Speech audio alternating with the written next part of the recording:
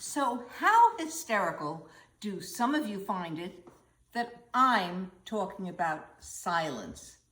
Something I'm not exactly known for. I figured you've already heard lots of notes in all the amazing sessions that have been going on throughout the conference, so you've heard enough notes. So I'm choosing to talk about the rests. Welcome to my session entitled Rests, often harder to teach than the notes. First, can we agree that rests shouldn't be called rests, since there's no resting going on? In fact, rests are often the most active part of the music as far as telling what the piece is all about. Am I right? So, in my opinion, I'd rather refer to rests as notes of silence and try to teach students to play the rests. Even in such a scholarly book as Piano for Dummies, yeah, it does exist, they list as their most important tip. Oh, excuse me, if you hear a little chuckles in the background, I've invited a few dear friends, just 3 who are beautifully socially distanced, whose job is to laugh at my jokes and occasionally sigh or something. Anyway, so that's why you will hear sounds in the back. Anyway, back to Piano for Dummies and their important tip. And I quote, "You can use a rest to get ready to play the next set of notes. Don't put your hands in your lap or your pockets. Keep them on the keys, ready to play whatever may follow, and look to the next note or set of notes to guide your hands in your next move," end quote. Well, I'm guessing some of you had hoped for something a little more scholarly or erudite than that on the subject of the rests. So here are a few of my favorite quotes. Arthur Schnabel said, "The notes I handle no better than most pianists, but the pauses between the notes, that is where the artistry resides." And Debussy said, quote, "Music is not in the notes, but in the silence between them." And the great jazz trumpet player Miles Davis said, "It's not the notes you play, it's the notes you don't play." And our own esteemed Dennis Alexander, and my dear friend, who better be watching right now, said during a master class, actually at an MTNA conference, he said this to a totally confused student. He said, "Project the rests louder. I can't hear you." So let's get to the music now and see how we can relate all of these quotes from the mundane to the more esoteric, and see how we can help students from beginners to advanced to not only count the rests, but make them as much a part of the music as the notes, or perhaps even more. Let's first look at our outstanding beginning piano methods and how they introduce rests. In the Bastion series, as you see, it says rest signs are used to show silence in music. Hal Leonard calls them, says rests are pictures of silence. Clark method says a quarter rest is a sign for silence that lasts as long as a quarter note. And in the Faber method, it says rest signs are used to show silence in music. And in the Alford method, it says rests are signs of silence. And I particularly like this method because, as you can see in the picture, it says to move during the rest. So there's a rest sign with the arrow and it says move higher or move lower. And isn't that what we really need to do during the rest? Now, I know some of you are thinking, I'm just grateful if my students actually count the rests, let alone do anything. Am I right, Todd? Agreement from the entire audience. Well, of 3 people, but anyway, plus you, Todd. But let's be honest. Why won't they do anything? If they know they're there, they've counted them, we've circled them. And I've asked many a student, and here are the 3 top answers as to why they won't wait. They say, number 1, they'll look lost. Number 2, they'll get lost. And number 3, they'll look silly. So I hope this session will convince you to go for more than the typical head bobbing 1 and 2 and that we get during rest. Or honestly, I had a student once during a long rest tap his iPhone watch to check if he got an email. It wasn't that long a rest. Students will do weird things during rest. But most important is that we show students how that the choreography of the rest is just as important as the notes and always must relate to style, tempo, character, and dynamics. So to make things easy for you to follow, I hope you all have a copy of the program that you downloaded in advance, and it lists all the pieces I'm planning to play in this 1-hour session. I hope I get to them all. And it also lists all the books that they come from, just in case you want to run out and get any of those books. Also, I would now be remiss if I didn't immediately introduce this wonderful person sitting next to me. Say hi, Todd. Hello. Yes, this young man here is going to be my guest left-hand artist. And for those of you who wonder why on earth I have a guest left-hand artist and you don't know my story, I had a stroke in 2007 and I can't play with my left hand. My left leg isn't so good either, so I won't be dancing today. Todd, you're going to be doing that too for us, yes?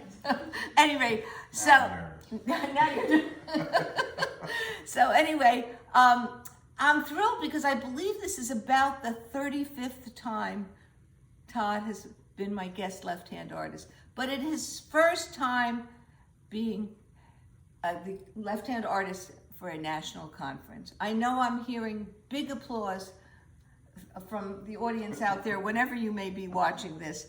Do you hear it? Yeah, I hope so. So, yeah, my audience is now going to clap for me. Fabulous. So, early on, we need to teach students just to breathe. Am I right?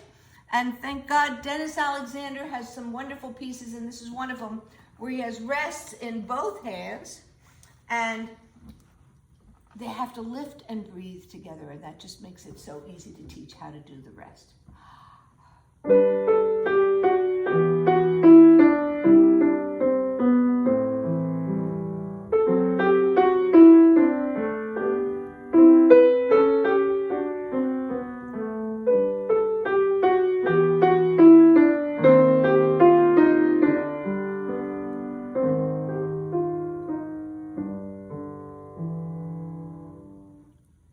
That was a nice early intermediate or upper elementary example. Later on, when we get to Chopin waltzes, these are tons of places we have to teach students to lift at the ends of the sections, because Chopin waltzes actually consists of 3 or 4 waltzes in a row, and the tempo changes, the mood changes. Students don't realize this. So this is one rest we early on have to teach you. Let's just do the last 2 measures here as a student would play it. With no awareness of the need for time there, that we need to breathe to set up the new mood, the new dynamic, the new key. Everything changes there. So one of the techniques I like to do, we'll demonstrate it first slowly, is I will teach the student to pick their arm up hand here, play and go to there. Now, if you look at this slowly, I'm doing this, Todd's doing, well, that wasn't very slow, but I call that doing the golden arches, and that works perfect for Chopin waltzes. We put it together and we get...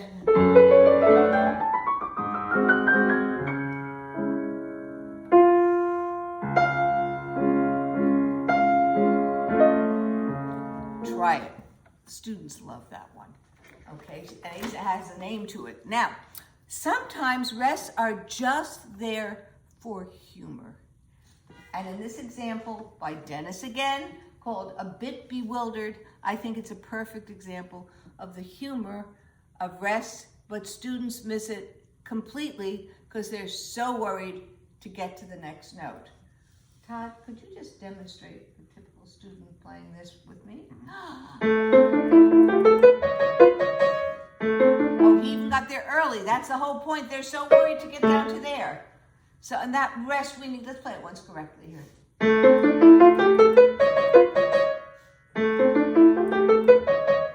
And what Dennis has done, he's even provided a fabulous duet part that fills in the rest and gives the energy. And I think you'll enjoy hearing that. We'll play it now. I'll play the student part. I'll play both hands with one hand.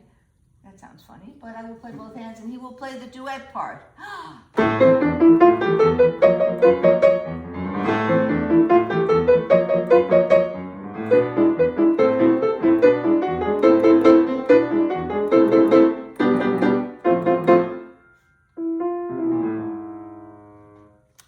That's a fun piece.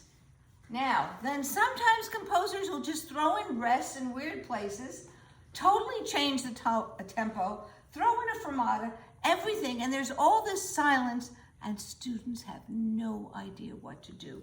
As in this example by Bartok called Children's Game, happens to be from my book, Keys to Artistic Performance.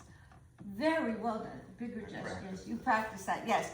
And if you notice at the top, you can read, and this is a series by Dennis and myself, it says, in measures with a whole rest, fill out the silence with an arc. Make a small arm circle to fill out the half notes in the adagio. Sit still with your head down on fermatas. That's a lot for us to remember. Okay, let's give it a try. But it's part of the piece and the way to make it artistic.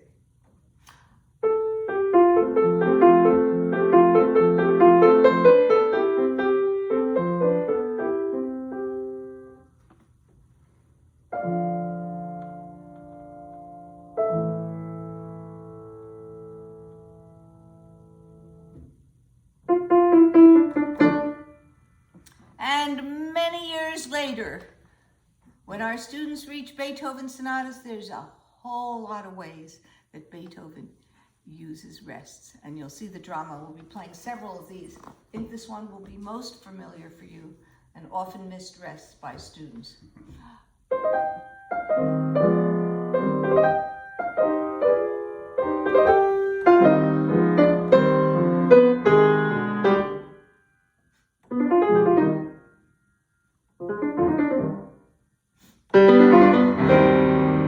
There's a lot of head bobbing that goes on there, but my favorite, I will imitate what I once saw a student, was not my student, but do during a recital. Because the rest between the A and the B theme is so crucial. The whole mood changes.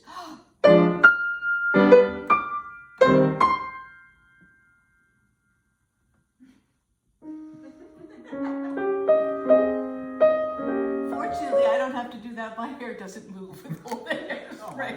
And neither is yours, Tom. But anyway, no, we have to teach students this is not a place to fix your hair. And right before I was working on this session and picking out examples, I was asked to judge a competition.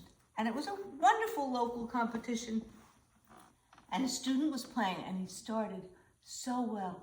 I thought, oh, this is the perfect example that I will use. And then watch what happened.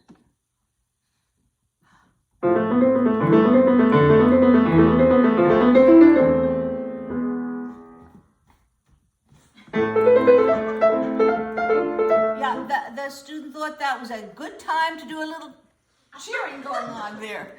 Anyway, okay, so you get some ideas of what can happen. So now, to really help organize this session for you and help you keep track of everything, I've divided this into 9 different kinds of rests and based on their musical purpose. So let's get started. What if the piece starts with a rest? This can happen.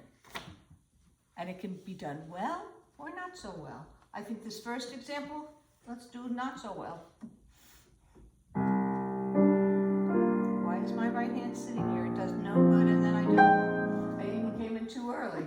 But anyway, it should be sitting in my lap and then gracefully come in and have beautiful tone and timing. Let's try.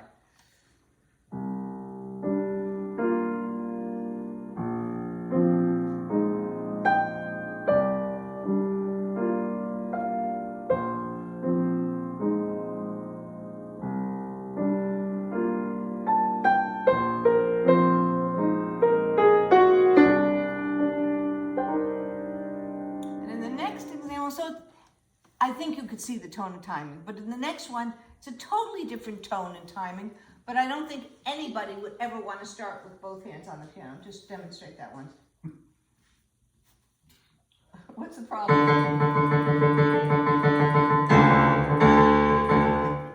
And why wouldn't we want to do it besides missing the note? Why else? It's a little cramped. It's a little cramped, and it's going to look so much more dramatic when I come in with my right hand and hopefully hit the right note.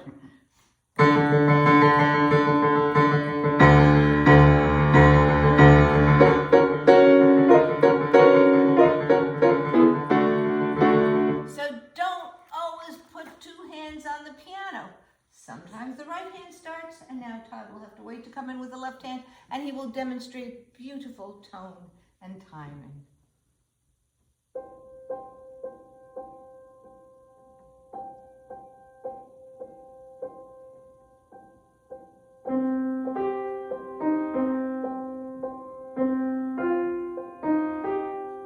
And again, this is from that same series, Keys to Artistic Performance. I'm not sure if it's clear, but right at the beginning of the piece, it says, gracefully lift and breathe. And then for the left hand, Todd, what did it tell you to do? Gracefully bring left hand to piano. And he did that. It can be taught. And then again, a whole lot of years later, you see, I sort of go from early and intermediate through super advanced. Liszt.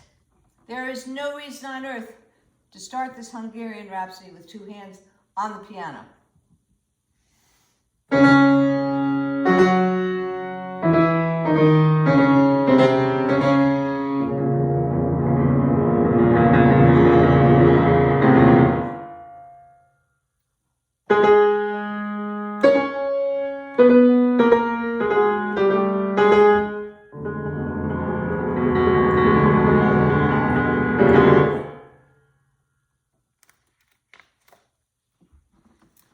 Bach, talk about a big leap here, going back and forth.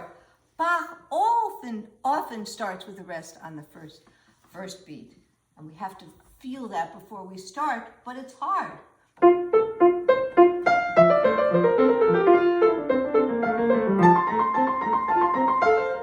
So, I hope some of you have already seen my newest series with Phyllis Lair called Classics for the Developing Pianist, that also has a study guide with it, where we have all kinds of information, how to prepare the piece, how to practice, as well as the finishing touches. Did you hold it up a little longer? Or was it good? Okay. And very well done. Okay. But there's a section called Finishing Touches, and I hope you can see it on your screen there. And it says opening gesture. Hear one measure in your head before entering with a sharp rhythmic gesture. So what I will do with the student, you will be the student right now, I will actually play one measure and tell them to come in one measure later so they really hear it.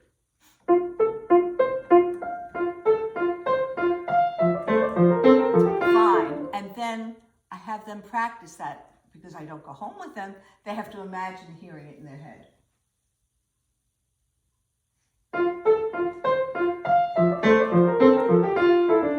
Wonderful student. Many years later, after that invention, we have the fugue. The exact same thing. There's a rest on that first beat.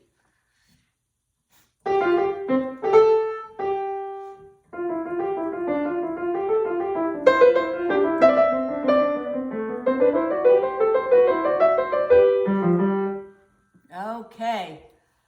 Number 2. Please don't clap in the middle of the piece. It is your job to have your students learn how to prevent the audience from feeling stupid. How many times have we all had it? It's the middle of a piece, the student doesn't do anything with the rest, they put their hands down, and the eager parents, well, they've heard the pieces hopefully, but other people start clapping. So we have to teach students, there's sometimes this wonderful rest, fermata, whatever. We need to teach them what to do so they keep the music going on and they do not clap in the middle of the piece. I think my favorite example of this is the Chopin Nocturne, and actually it starts with some interesting rests right before it. Let's start with the Animato.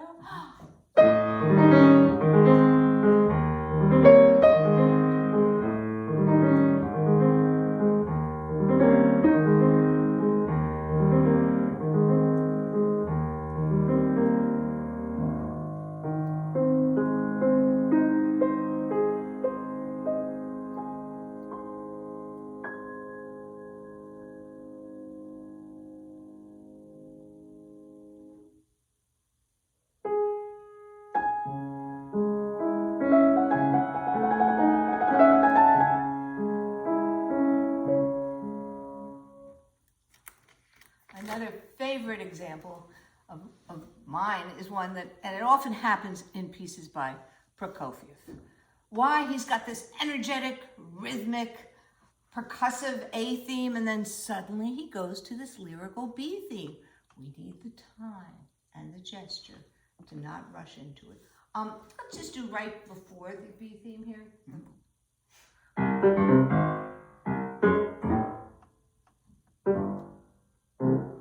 Many students might see this as a time scratch. There's a whole lot of stuff, but this is so important, that rest, to go into this wonderful rolled chord. Okay, let's go back here because I forgot we were starting there and I was in the wrong rhythm. You'll all forgive me, right? Okay, here we go.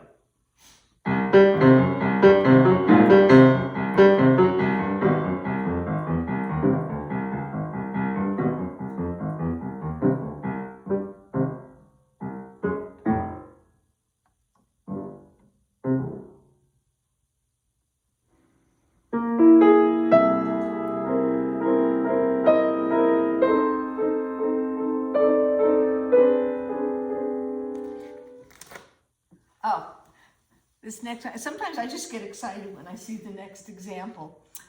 This I actually saw happen during a major piano competition.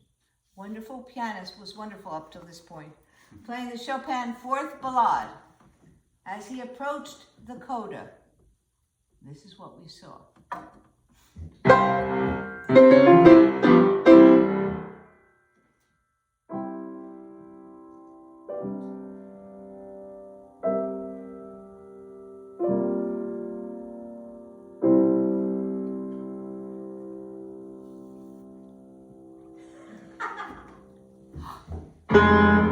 Yeah, he thought the rest was time to wipe the sweat off his brow.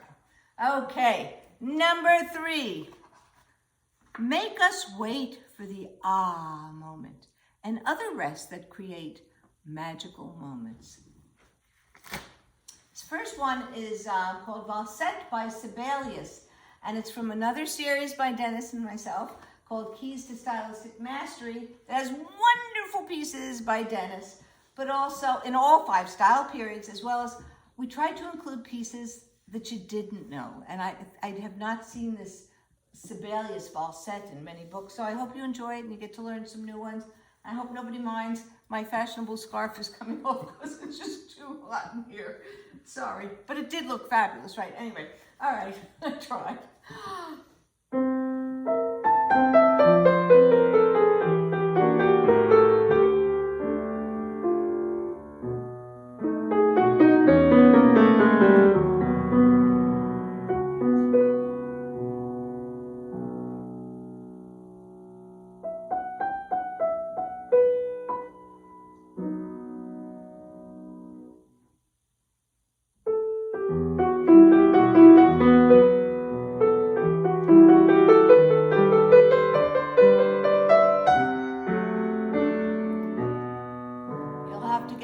To see how this piece ends. I love that one. Okay, now talking about an ah moment. Rachmaninoff has so many, but I think his elegy is my favorite for truly ah rests.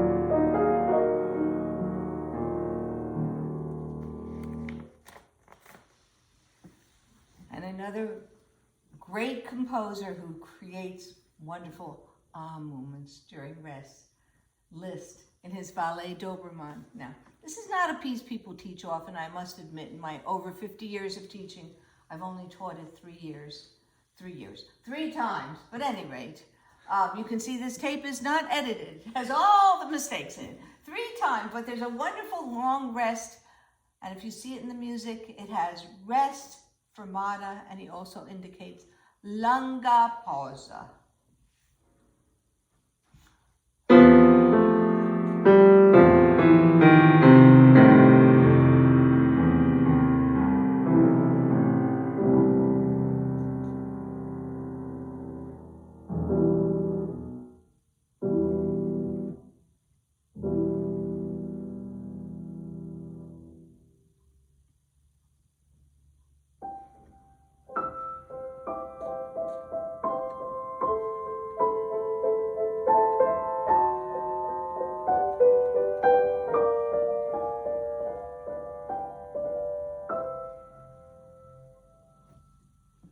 I can't think of any other place in music going from E minor to C major that creates more of that unbelievable feeling. I think this is a perfect place that, for a wonderful quote by Andras Schiff, who said, "Silence is the most beautiful thing in music." Now, we had a rest with a fermata. So the real question is, how long, and this is number 4, how long should we really hold it when there's also a fermata? It creates a whole lot of different emotions. Now, Mozart said, "The notes are silver, but the rests are gold." So what should we call a rest with a fermata? I'm thinking platinum. And many composers do this all the time. And I'd love to share with you an example from Mozart in his 3rd movement, K545. Here again from that study guide that we looked at earlier in the finishing touches, the 3rd movement, it says, in measure 52, take a moment to enjoy the silence during the rest marked with a fermata, and teaching students to really feel the joy of that fermata.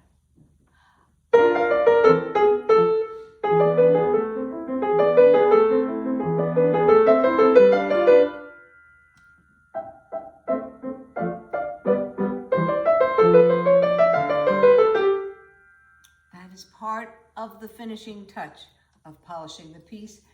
And in another piece that has tons of rests and fermatas, Mozart Fantasia in D minor. This is also from the classics for developing piano series. You'll see in the finishing touches for there, it says measures 9 through 11, take the time at the top of the line and gently place the low A in measure 11, and you will see Todd do that so eloquently.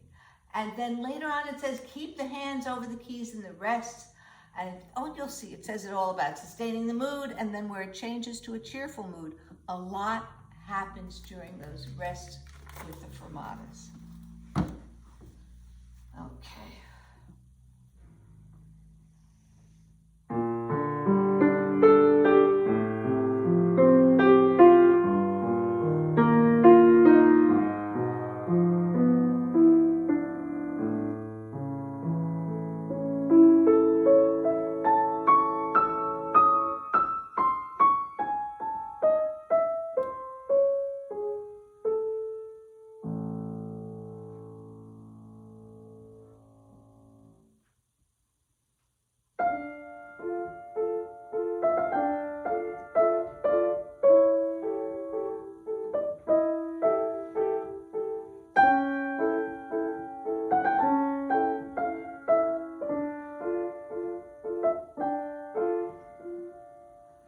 At the end of the page, after the poco più mosso, we have a whole rest with a fermata, and the whole character has to change. And in the next example we're going to show you, this is a place, I must admit, I constantly just pray they get the right rhythm. It takes a long time to get the right rhythm and then to incorporate the gestures that are so important for the moods.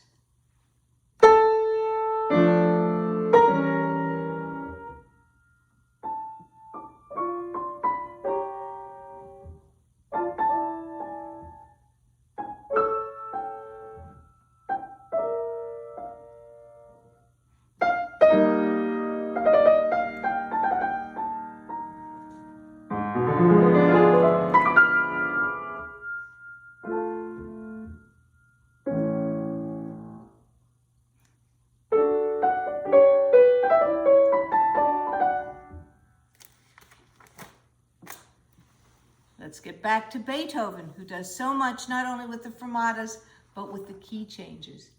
To really have the character change and have the student feel it, we got to talk about it a lot. We start in B major, and there's a feeling of questioning here.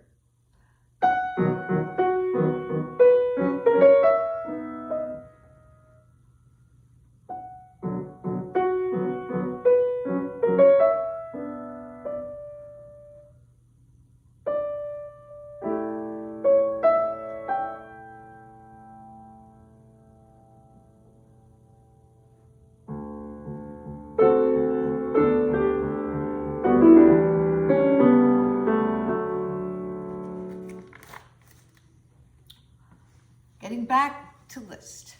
He is truly the king of the rest with fermatas. In fact, I constantly found myself when I was teaching the Hungarian Rhapsodies telling students longer, wait. I realized how many they were. I asked my students who were playing Hungarian Rhapsodies to count how many fermatas over rests there were in the piece. And that's when I discovered a very interesting thing about my teaching. Also, I discovered I only teach the even numbers. My students only were playing 2, 4, 6, 8, 10, 12. And if you're curious, number 10 won. It had 21 rests with fermatas. And perhaps next year, do a session on the odd number. Start teaching 1, 3, 5, 7, 9, 11. Anyway, number 5, make the audience chuckle or giggle. That there's humor in piano music, in all classical music. And I think this is the toughest to teach students because they feel really silly. They don't want somebody to laugh at them, but to let them know that it's really okay. And Haydn has tons of these places. And again, rest with fermatas, but this is where I think this is really tough to teach.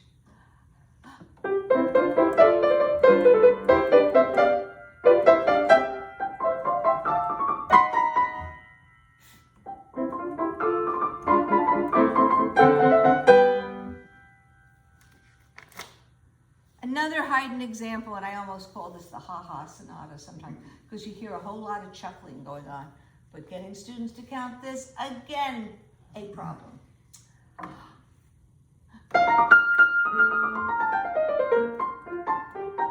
Oh, here's where I just want to say, I hear ha, ha, ha, ha, ha.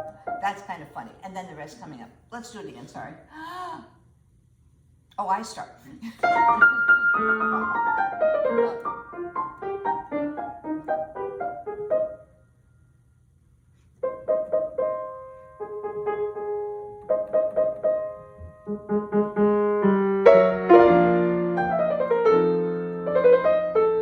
And here's another wonderful place to add lyrics that are fun.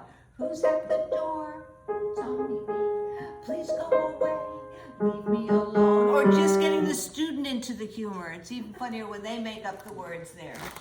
Okay, and I think this Beethoven sonata has so much humor and so much drama. It has everything we've been talking about. The humor, the drama, everything. All right, I gotta get up and stretch for a second. Okay, 1 sec. All righty. All comfortable. Here we go.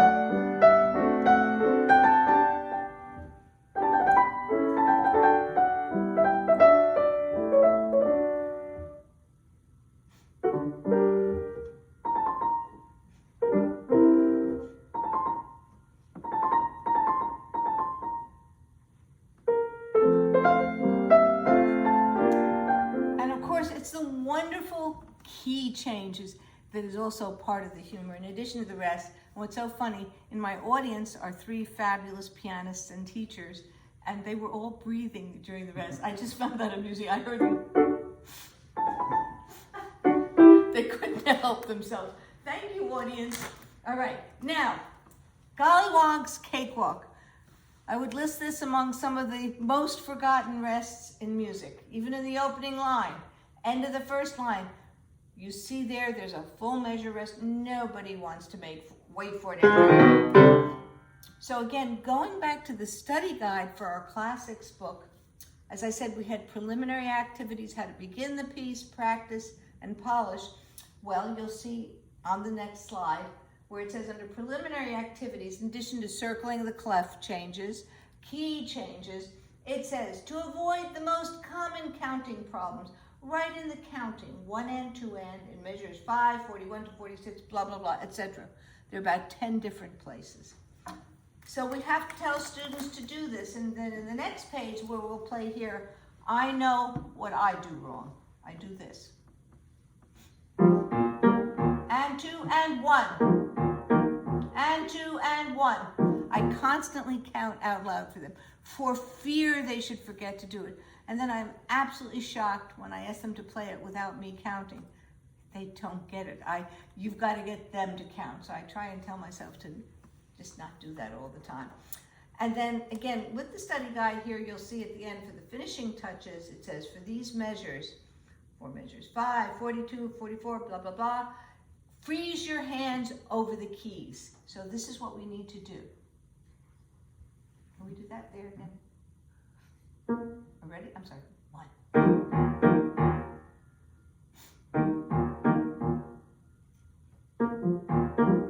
Yeah, we don't want them tapping or something like that, which they just might do. Going on to number 6. How am I doing on my time, Todd? I guess you're fine. You have no choice but to say that. Okay, number 6. Okay, here comes the drama, the surprise. I love this quote by Volheim in his book, How the Silence Makes the Music.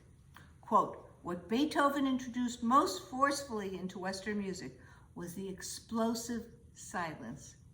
He carries the listeners on a train of musical thought that leads them to think they know what's coming.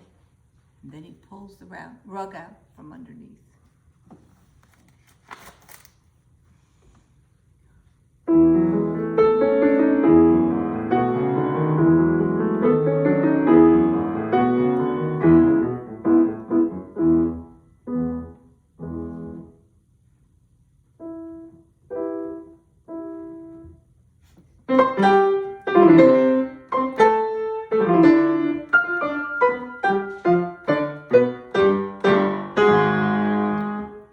Surprise to C major, the sudden explosive sound, but sometimes it goes from loud and there's subito piano.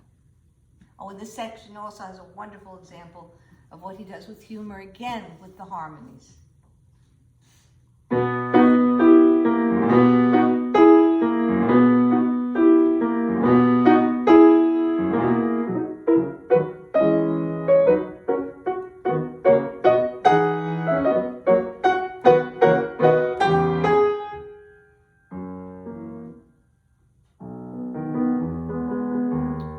Haydn, all the time we get the subito forte and the sudden surprise soft, which is just as effective.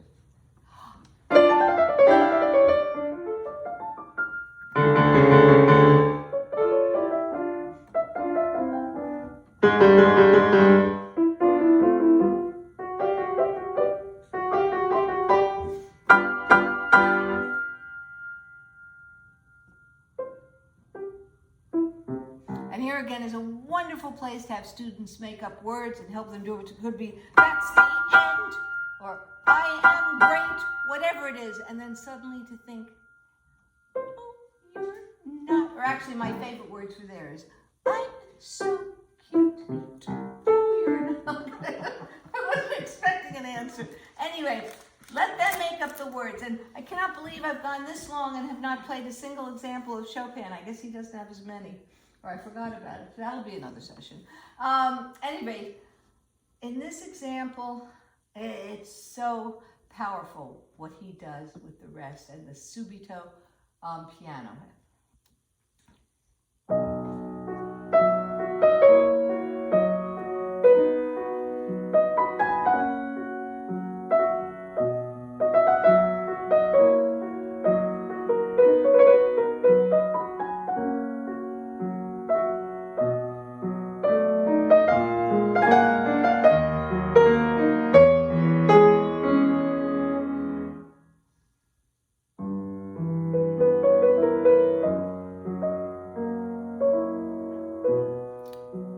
challenge with that example is Chopin does that 3 times in the piece. You cannot do the same thing the same way. So we've got to vary the gesture, vary the timing, vary the voicing, vary the dynamics, do something. Otherwise, something that was very artistic becomes very mannered and uninteresting by the 3rd time. All right, now, number 7. What a different rests make to the character of the accompaniment. We spend so much time telling our students to keep the left hand accompaniment softer. Okay, that works a lot of the time, but there are times it needs to be a little louder, and then we're going to look at the rest. For instance, the Clementi Sonatina. Most editions everybody plays pianissimo in the left hand. Just play pianissimo at the opening.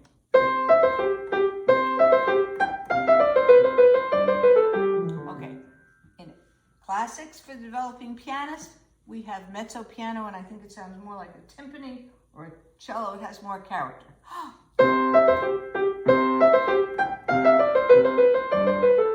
Now let's think about what those rests do for the character with the timpani. Change it. Give me a whole note or something in there.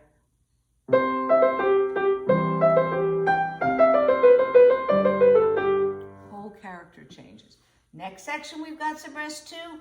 You know the piece. Do something else there. No rest allowed. No. I'm going to the second line, okay?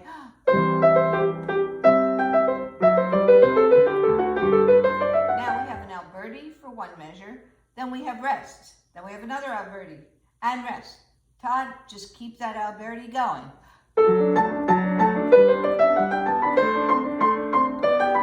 do whatever you want. Changes completely. The development section, what happens? The mood totally changes and the key changes. Let's do it as written.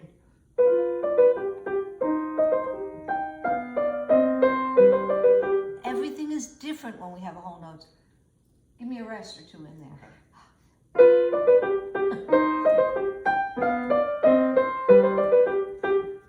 I think we get it. It just doesn't work that way. All right, going to the next sonatina, which you all know, Kuhlau. First line starts with your Alberti, very busy. By the second line, let's just do the second line where we have whole notes, no rests.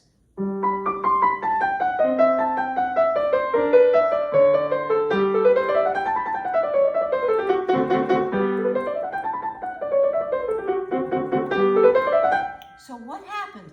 Everything changes. We had those whole notes, it was settled, and then suddenly in the third line, whole bunch of rests. And I think there's that energy on. Todd, get rid of those. Let's just keep it blah. And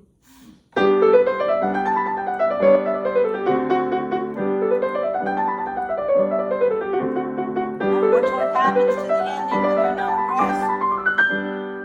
It's a whole different ball game.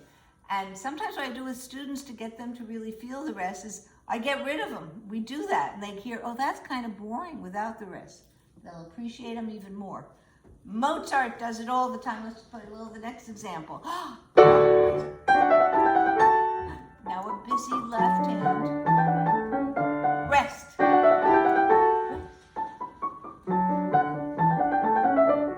Now here, the left hand just keeps very busy. Watch what happens here. Does that sound familiar?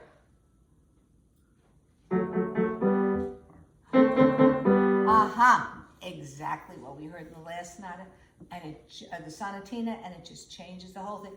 Play this once without doing that. Offbeat.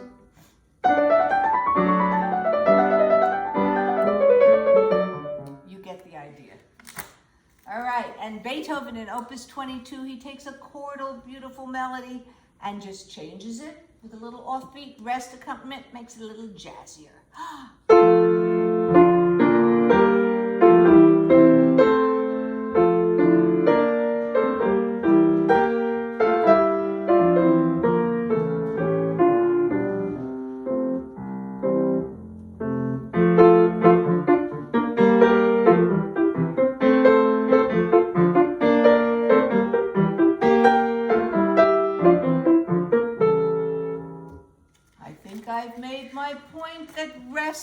make a whole lot of difference in the accompaniment. Number 8. All right, seriously, Chopin, what do you really mean when you indicate to pedal through the rests? The topic of pedaling in Chopin is a whole separate subject. And I have no idea why he puts the pedal down. Sometimes during rest, other times he doesn't. We don't know what to do. But I think most people ignore Chopin's pedal markings for a whole lot of reasons. Number 1, his piano was totally different than today's piano. Today's concert halls are totally different than what he played in. Number 3, editions published by his students show he marks different pedaling in their music. And according to Banowitz, in The Pianist's Guide to Pedaling, there is still no published version of his works that includes all his original pedal indications. And probably my favorite quote came from my mentor, my teacher, John Perry, during a master class where a student of mine was playing Chopin's Fourth Ballade for him that we had studied very carefully. And at one point he just looked at him and said, "Oh, just ignore that pedaling. Those aren't real markings. Chopin just threw them in at the end because his editors told him to add some pedaling." So we're just going to look quickly at 1 or 2 examples. This first one you'll see in the Chopin Polonaise in E flat. One edition clearly says pedal through the rests. The next edition clearly puts the pedal down after the rests. In the third ballade, that rocking motive, the first time there's no pedal. The next time he pedals through it.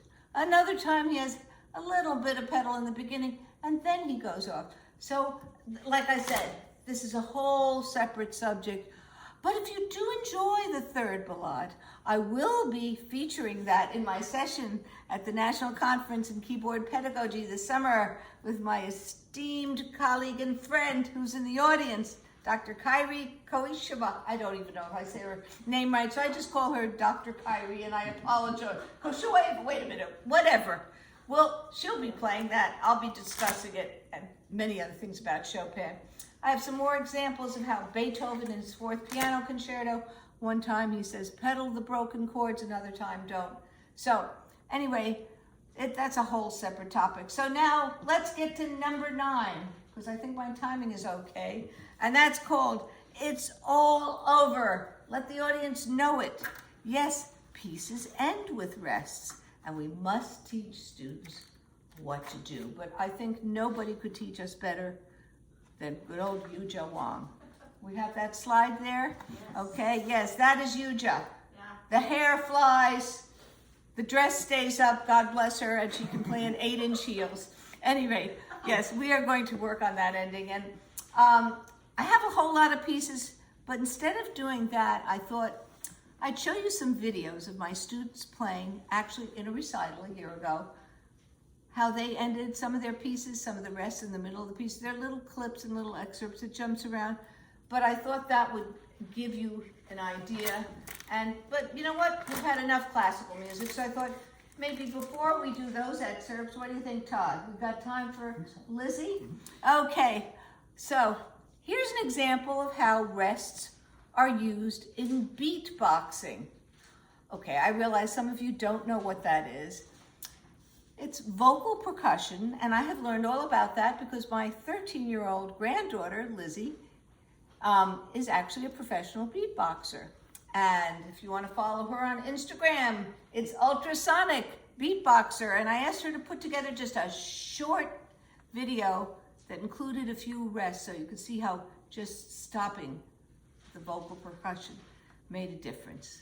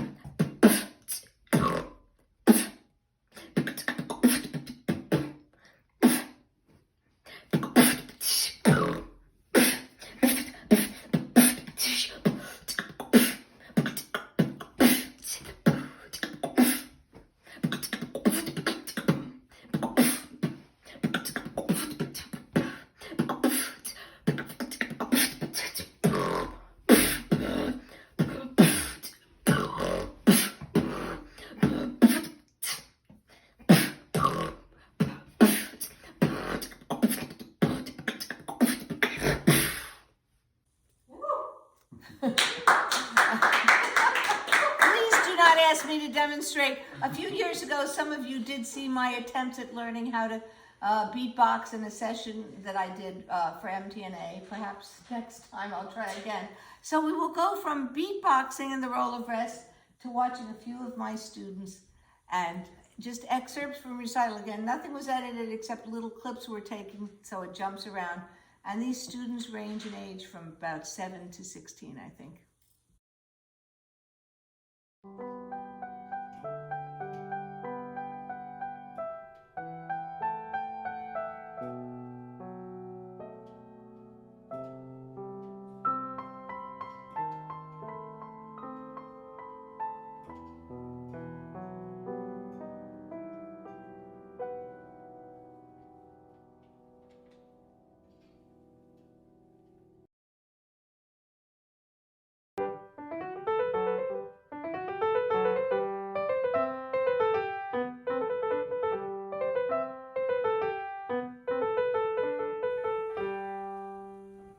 I love that ending.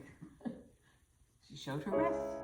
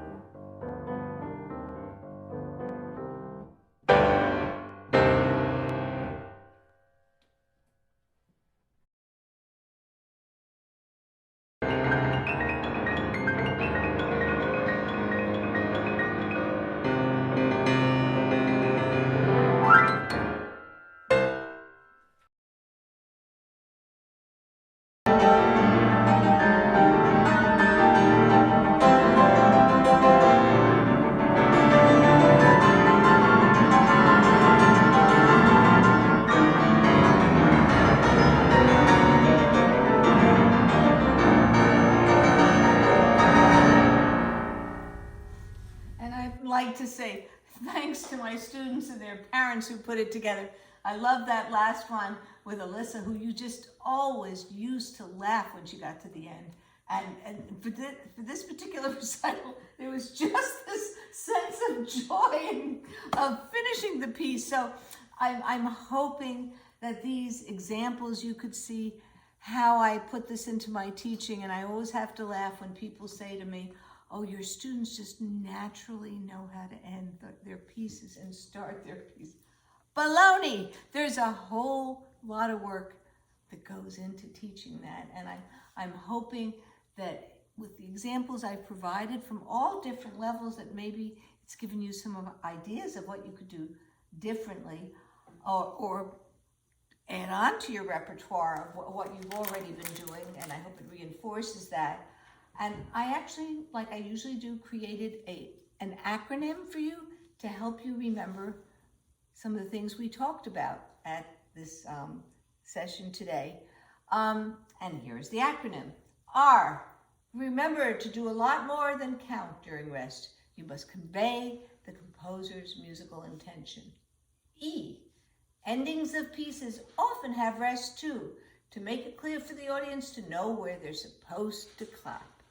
And S, style, tempo, dynamics, and characters must be considered when choosing the appropriate gesture to use during rests. T, timing and tone are also affected by the physical movements done during rests.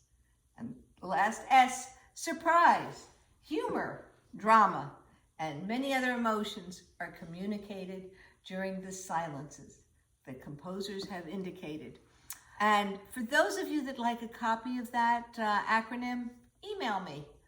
I'd be happy to send it to you. And I would really be remiss if I ended this without saying a special thank you to my guest left-hand artist. Stand up. Big round of applause. Okay. And just, that was so incredible. And my three guests in the audience, go get in the picture very quickly. Hurry up, I'm down to the last 30 seconds. Go over there so you can go over there. Yes, they're gonna cut me off. Let's go. Thank you to my audience, John, Jason, Kyrie, and Kyrie will probably take a picture. Thank you. Back to social distancing. And I really wish I could end this session as well as Yuja Wang did. Do we have that picture there to show Yuja's ending? Yes, I did try this, but it did not work, and Todd did not want to pick me up off the floor. But at any rate, again, I'm hoping everybody learned something today, but more important for me, I'm hoping that you enjoyed this session as much as I enjoyed doing it for you. I thank you.